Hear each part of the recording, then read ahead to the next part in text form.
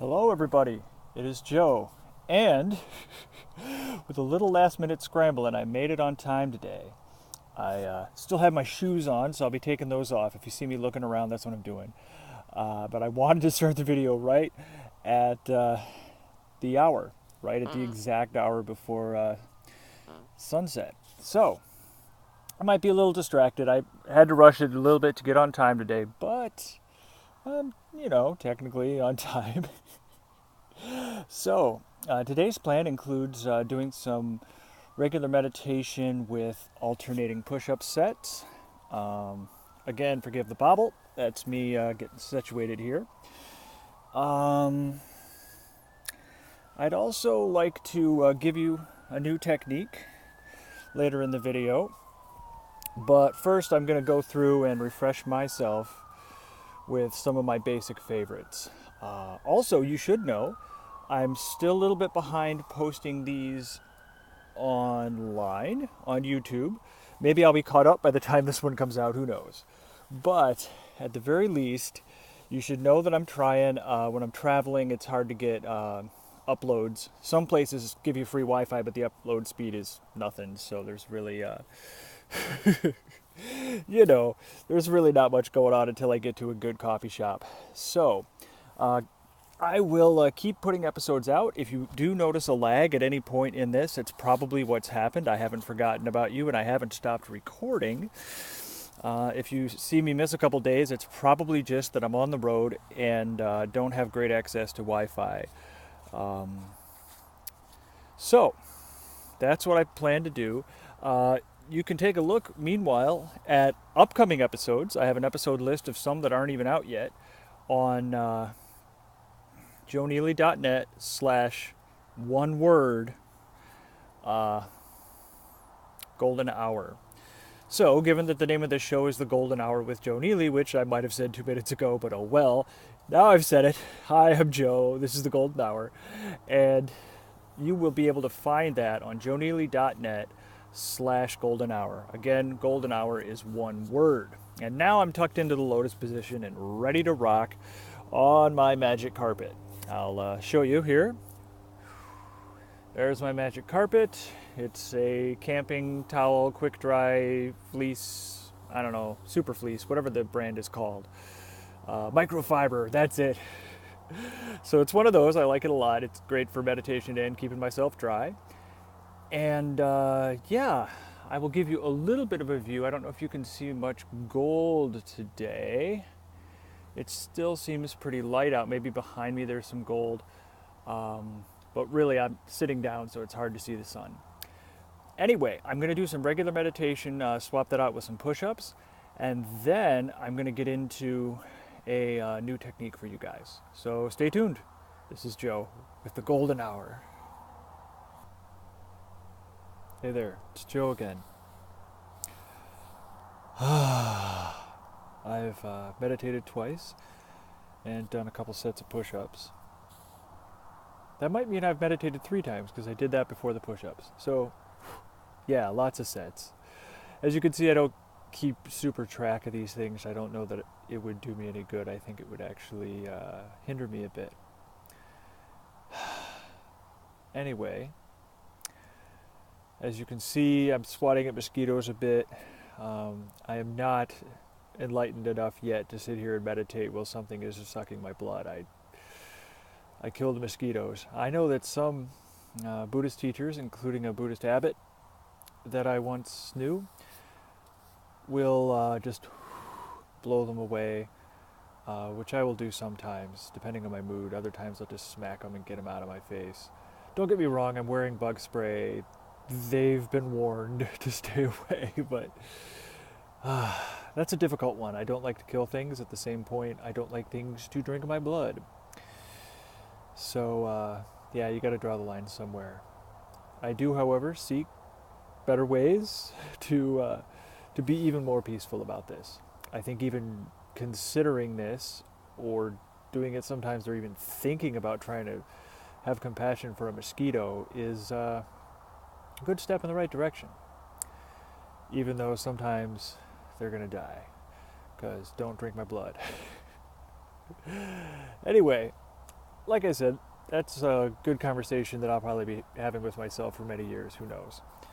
Uh, unless I invent a bug repellent that actually works, or one that doesn't hurt them, keeps them away. I don't know. Maybe there's an invention in there for somebody who has a keen mind for these kinds of things. Anyway, back on track. I still have another set of push-ups to do. I'm going to do a little more meditation. But I really wanted to speak with you about something I've discovered as I've been sitting here. I've been using my heartbeat meditation with my push-ups. That really helps. Not only do I get my push-ups done for the day, but I also use that pulse feeling afterwards in order to kind of feel my body awareness, feel my heart awareness. I also try to expand my body awareness beyond my body. Distractions! Yes, expanding beyond my body. Like that? I don't know. This video is weird, but you get the idea. Expanding out from me in every direction beyond my body is my awareness. It doesn't have to stop at the skin or the surface of me. I've been working with that. And as I've really been working with my pulse and my heart meditation, I have started to discover something special. Do you know the feeling you get when you're working hard on something, not because you have to, but because you want to? Something you enjoy, something you feel satisfied with, that you're proud of doing. And it's not just what you're working on, but it's how you're working on it. You're not working too slow or too fast. You're putting everything you have into it, but not putting in more than you have. Because my definition of that would be if you're putting in so much that you're burning yourself out. Putting in everything you have at a pace that's good, that you can maintain, that you're not going to burn out on it. Just genuinely putting in effort feels really good. We don't understand that in our culture because we work past the burnout point all the time, and we consider anyone who doesn't to be a criminal. Our culture is really messed up that way. We have a work ethic that doesn't work in the long term. It's a good work ethic for, people in kind of a wage slavery environment, to work as hard as they can and then be disposed of, therefore squeezing as much out of the people you've got working for you, is a good strategy, I guess, for the people who own capital. But it's not a good way to live, and it's not even good for the people who are the bosses of the show. A lot of us think that those people somehow enjoy life more than we do, or have everything that we want, so they must be happy. And I don't know that they are. I think that in order to be that, some people become unhappy.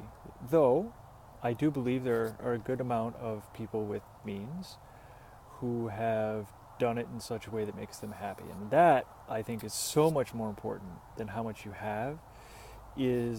Are you happy making what you do make? If you try to make a little more, will you still be happy? Will you still have a good time? If you can, do it. If not, go back to what you were doing before. So,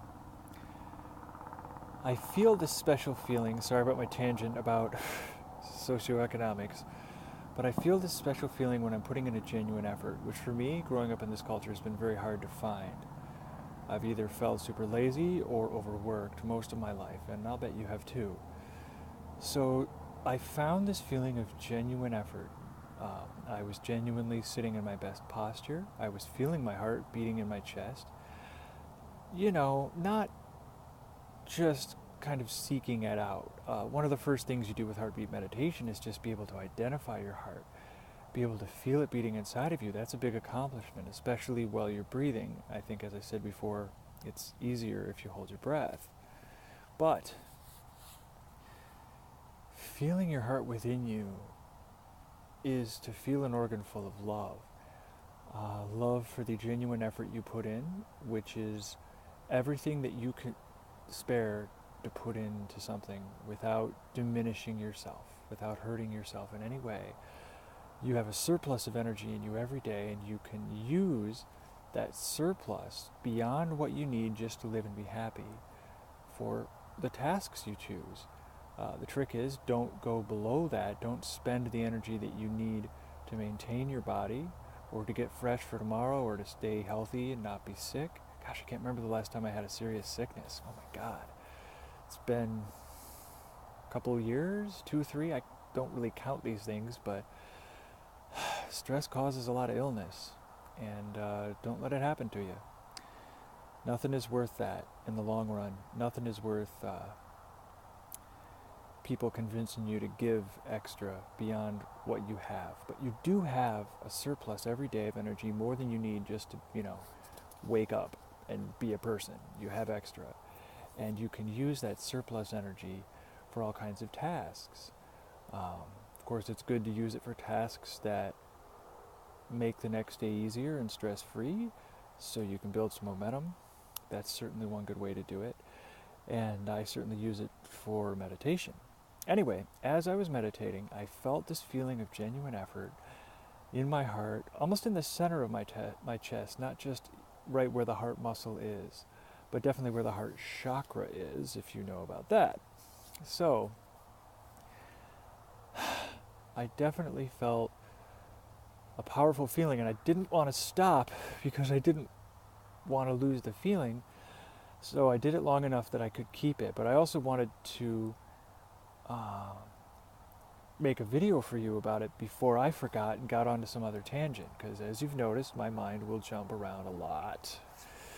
So I'm very happy to make this video for you and for me, because I'll need to remember how important a genuine effort feeling, a balanced, this is everything I have, I'm not going to give any more than what I have, because I need that for myself. It's just like if you're giving money to the poor. Give money to the poor, but don't give money that you need to support yourself. Because then you'll go into a spiral where you may not be able to make it to work the next day, or you'll screw something up and you'll diminish your ability to help both yourself and them. So, as many people in the caregiving professions know, give everything you have, but not an inch more. Give everything you can spare, but nothing that you can't spare. And when you're doing that energetically, when you're doing that with a full heart in meditation practice, I think you'll notice some amazing results. You might want to start with a heartbeat meditation to become aware of your heart. But like I said, don't get stuck on that beginner's heartbeat meditation thing of just, oh, I can notice it. Ooh, I think I'm noticing it now, because you have a lot to learn from your heart once you have noticed it.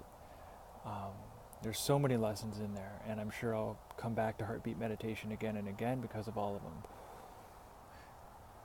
I must be feeling peaceful because I didn't kill that one. Anyway, that's what I want you to do.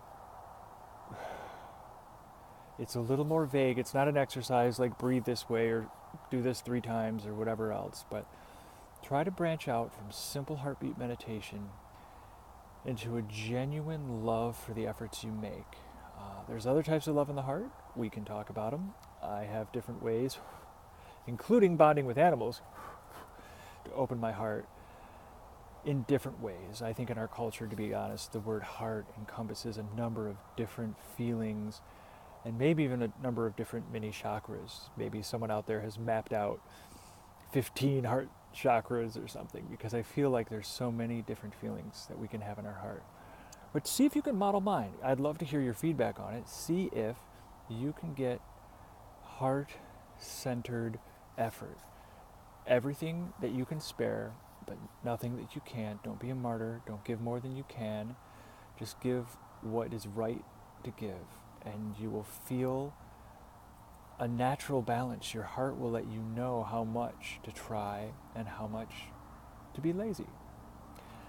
Let your heart tell you that, and see how it flowers in your meditation. I know I'm getting poetic here. I'd like to be more specific. Maybe in a later video I can help you more with specifics, but this is something new I'm experiencing that I wanted to share with you today. So there's your technique. Heart-centered, love-centered effort. And it's a follow-up, hopefully like a step 2, to the heartbeat meditation. So that's kind of cool. Maybe I'll be able to give you layers on these different techniques, not just intros, but how to start getting into them and getting things out of them. I know I'm going to use this balance that I'm learning. As soon as I turn off this video, I'm going to do it again. And I know I'm going to use that balance in the heart to really give myself a smoother, happier life. Putting in just the right amount of effort, not too much, not too little, and feeling really good about it, and not overthinking it, because the heart knows. We'll leave it there. You guys have a wonderful night. Thank you for listening. This is The Golden Hour with Joe Neely. See you tomorrow.